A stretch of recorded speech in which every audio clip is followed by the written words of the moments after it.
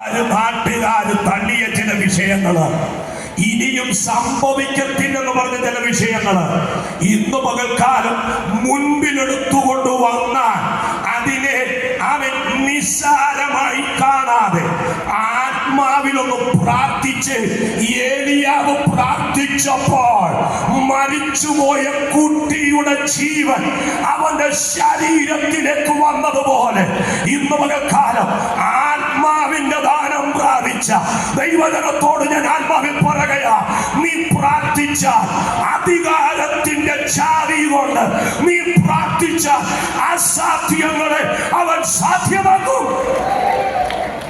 ഇന്ന് മകൻ അതങ്ങനെ സംഭവിക്കട്ടെ.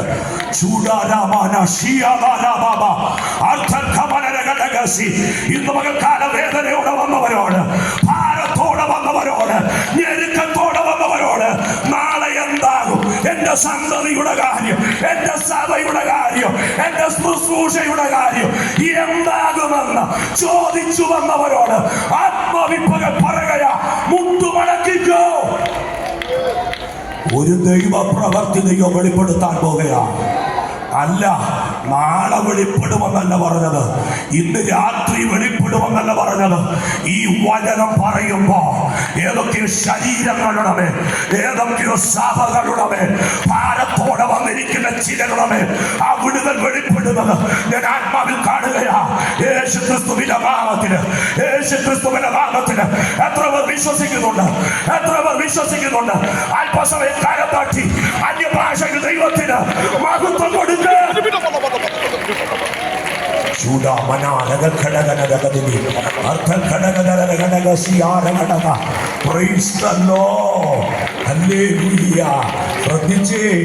ജീവൻ തിരികെ കൊടുത്തു കേട്ടോ. 17-ാം അധ്യായം ആമേൻ ഒറ്റപ്പെടുത്തുന്നു ഏലിയാവിനെ. സാരാഫാത്തിലെ വിധവ ആദ്യം ഒറ്റപ്പെടുത്തി. ആമേൻ ഇങ്ങനെയാ പറയുന്നത്, എന്റെ പാപം ഓർപ്പിക്കേണ്ടതിനും എന്റെ മകനെ കൊല്ലേണ്ടതിനുമാണോ നീ എന്റെ അടുക്കൽ വന്നത്? ഇന്ന് മകൾ ഞാൻ ആത്മാവിൽ ഒരു ശബ്ദം കൈമാറുകയാ. ഇത് കേട്ടിട്ട് നീ ഓടരുത്, ഏലിയാവേ നീ പോകരുത്. അവിടെ നിൽക്ക്, അവിടെ നിൽക്ക്. നിന്നെ കുറിച്ച് ദൈവത്തിന് പദ്ധതിയുണ്ട്. ഇതേ നാവ് കൊണ്ട് ഞാൻ തിരുത്തി പറയിപ്പിക്കും. ശ്വസിക്കുന്ന എത്ര പേരുണ്ട്? ഇതേ നാവ് കൊണ്ട് ഞാൻ തിരുത്തി പറയിപ്പിക്കും. തിരുത്തി പറയിപ്പിച്ചോ? 17-ാം അധ്യായത്തിന്റെ അവസാന വാക്യം ഇങ്ങനെയാ, അവൻ നീ ദൈവപുരുഷനെന്നും നിന്റെ നാവിന്മേലുള്ളത് ദൈവത്തിന്റെ വചനമെന്നും ഞാൻ ഈ ദിനാൽ അറിയും. സാക്ഷ്യത്തെ നഷ്ടപ്പെടുത്തി കളഞ്ഞ് ദേശത്തു നിന്നെ ഓടിച്ചു കളയുവാൻ ശത്രു തന്ത്രം മെനയുമ്പോൾ, അതിന്റെ വേലകൾ അവൻ ചെയ്യുമ്പോൾ, അത് ശൂദ്രമാകട്ടെ, അത് മന്ത്രവാദമാകട്ടെ, അത് നുണപ്രചരണമാകട്ടെ, ഓടിപ്പോകരുത്. ദൈവത്തിന് നിന്നെ കുറിച്ച് പദ്ധതിയുണ്ട്. ഇതുവരെയും ചെയ്യിപ്പിക്കാത്ത, ഇതുവരെയും കാണാൻ കഴിയാത്ത ഒരു ദൈവ പ്രവൃത്തി നിന്നിലൂടെ എൻ്റെ ദൈവത്തിന് വെളിപ്പെടുത്തണം. അത് ഇന്ന് പകൽ ഞാൻ വിശ്വസിക്കുകയാ.